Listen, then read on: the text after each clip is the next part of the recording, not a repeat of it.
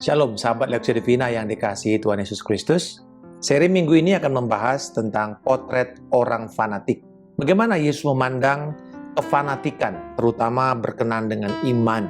Episode pembuka seri ini berjudul, Bukan Orang Sembarangan. Seorang yang fanatik seringkali adalah orang-orang yang justru sangat berdisiplin dalam aturan ibadah mereka. Tetapi pada kenyataannya di Alkitab, mereka ini ditolak Allah. Di mana masalahnya? Coba kita lihat apa yang Yesus ajarkan dan nasib mereka ini.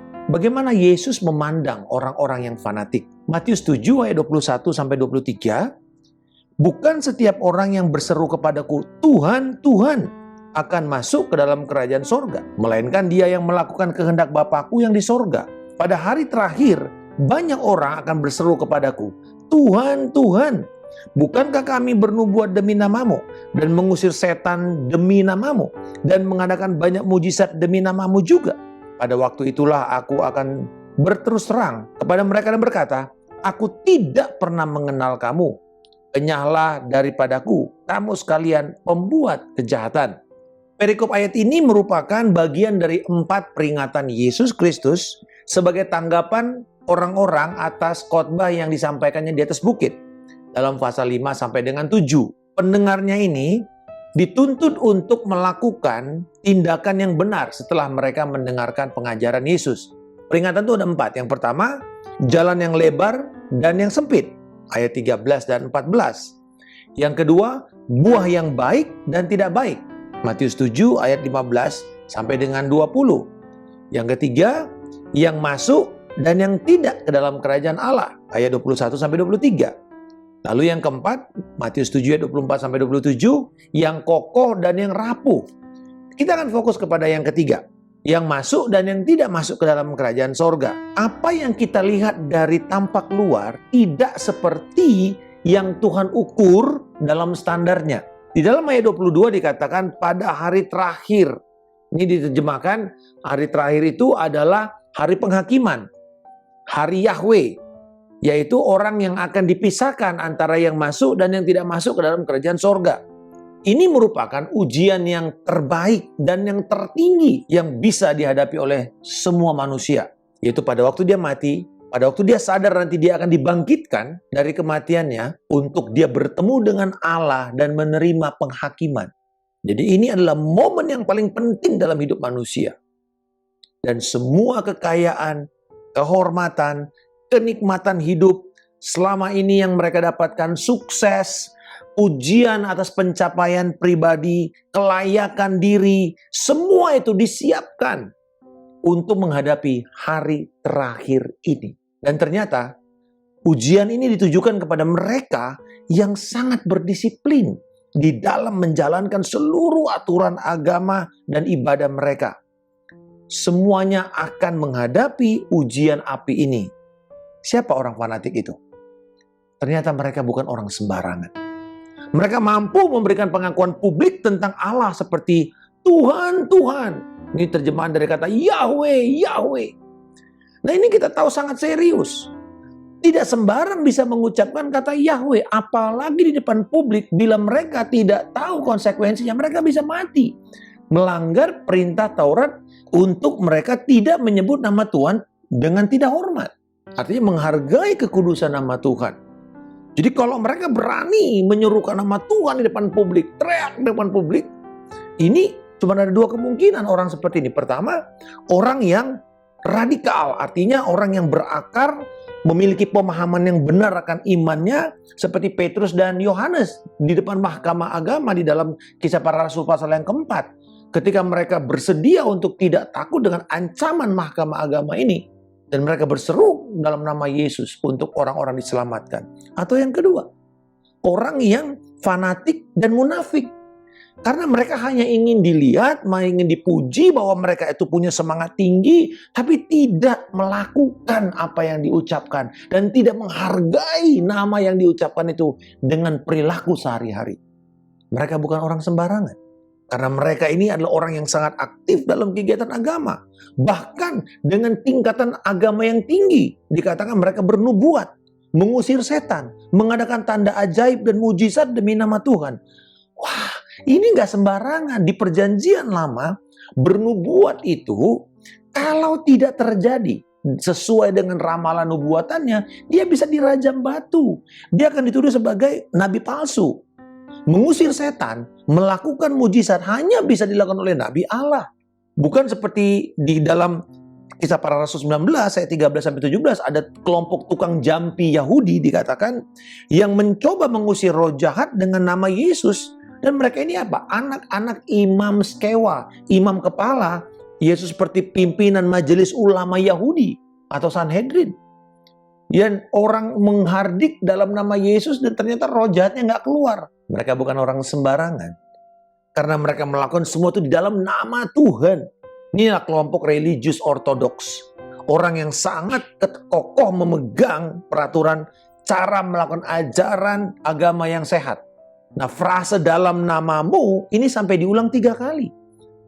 Kami bernubuat demi namamu, kami melakukan tanda ajaib demi namamu, kami mengusir setan demi namamu. Memperlihatkan keseriusan dan kedewasaan dalam melakukan tindakan-tindakan agama itu. Tidak bisa dilakukan oleh semua orang atau sembarang orang. Ini hal yang hebat, hal yang luar biasa, semangat tinggi dalam agama dan bagi Tuhan. Tapi kenapa mereka ditolak oleh Allah? Di mata Allah, mereka ini adalah pembuat kejahatan. Matius memakai kata Yunaninya anomia, yaitu lawlessness, pembuat kejahatan. Orang yang bertindak menentang kehendak atau rencana Allah, yang menentang hukum kasih sebagai hukum sejati. Anomia adalah dosa di dalam 1 Yohanes 3:4. Anomia adalah kemunafikan. Anomia adalah dosa yang sangat serius di mata Allah. Karena menentang Allah. Termasuk di dalamnya adalah tidak mempercayai firman dan janji Allah yang sudah diterima atau yang diucapkan oleh mulut mereka. Jadi ketidakpercayaan pun sebuah kejahatan di mata Tuhan. Tindakan yang tidak berkenan kepada Allah. Tidak menyadari akan kegagalan relasi mereka secara pribadi dengan Allah yang mereka sembah. Oh, semua kegiatan agama, semangat fanatisme mereka ini hanya sebatas ibarat mengikuti katalog etika dan tidak jatuh ke dalam pelanggaran-pelanggaran agama. Ibarat punya buku peraturan agama, nggak boleh ini, nggak boleh itu, lakukan ini dan lakukan itu. Orang Yahudi memiliki 613 peraturan tertulis tentang agama mereka. Nabi Yeremia dalam Yeremia 7 ayat 4-11 mengatakan tentang hal ini. Orang yang berusaha untuk hidup dengan peraturan agama tetapi mengingkari kekudusan nama Tuhan itu sendiri. Karena mereka hanya melakukan agama untuk mendapatkan pujian publik, kehormatan, atau bahkan manfaat materi dari keagamaan mereka. Dalam masa Yesus, mereka ini adalah kelompok Farisi, Hasidim, orang-orang yang bersedia melakukan apa saja demi menegakkan aturan agama dan tradisi nenek moyang mereka. Bahkan rela melakukan kekerasan, membunuh seperti yang dilakukan oleh Saulus dari Tarsus. Pengikut mazhab keras Farisi Libertini. Orang-orang ini tidak segan-segan membunuh demi agama. Kalau begitu, bagaimana kita menghindari sikap fanatisme seperti ini? Di mana kita tetap memiliki relasi dengan Tuhan, tetapi kita tidak merusak dan mengumbar kerohanian kita itu hanya sekedar untuk mendapatkan pujian. Yesus berkata, "Enyahlah engkau, aku tidak mengenal engkau. Aku tidak pernah mengenal engkau."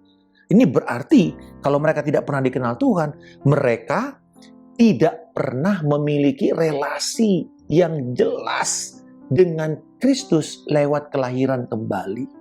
Kata mengenal menjelaskan relasi khusus antara Allah dengan manusia, di mana Allah menerima manusia sebagai bagian dari keluarganya, dari kaumnya yang dikenal oleh Allah secara dekat.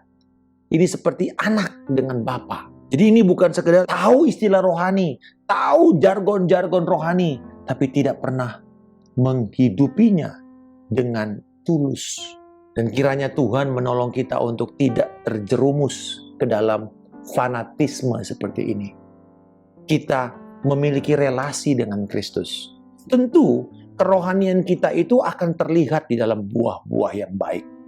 Karena kalau kita memiliki akar yang benar dengan Tuhan, nggak usah dipaksa, dia akan keluar.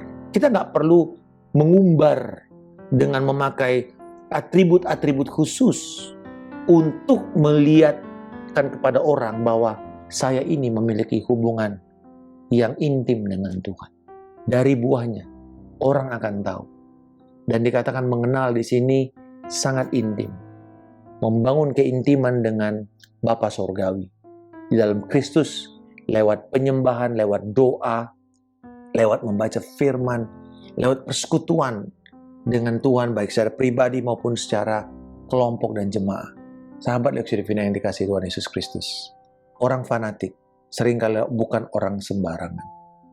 Tetapi kita hari ini bisa terhindar dari fanatisme yang mendapatkan penolakan dari Tuhan. Ketika apa yang kita lakukan adalah hasil dari keintiman dan relasi kita dengan Tuhan. Baik pelayanan, aktivitas rohani kita, hendaklah itu memancar keluar dari kelimpahan hubungan kita dengan Tuhan. Karena sudah begitu meluap, kita nggak perlu tahan, dia akan keluar. Mengalir melalui tindakan-tindakan kebaikan, perkataan yang menghibur, belas kasihan sebagai tindakan nyata dari kasih kita kepada Allah dan kepada manusia. Bapa di surga, terima kasih. Engkau telah memperingatkan kami agar waspada dengan kefanatikan agama tanpa adanya relasi yang benar dengan Engkau melalui Kristus Yesus. Tuhan, tolonglah kami untuk bertumbuh dalam pengenalan yang benar akan Kristus melalui firman-Mu, melalui keintiman dengan Tuhan dalam doa, penyembahan, dan bahkan dalam persekutuan, baik secara pribadi maupun secara jemaat. Tolong kami untuk memiliki konsistensi, berjalan intim, dan melakukan firman-Mu bagi kemuliaan Engkau. Di dalam nama Tuhan Yesus Kristus, kami telah berdoa dan mengucap syukur. Haleluya. Amin. Salam kemenangan. Saya Pendeta Markus Simanjuntak.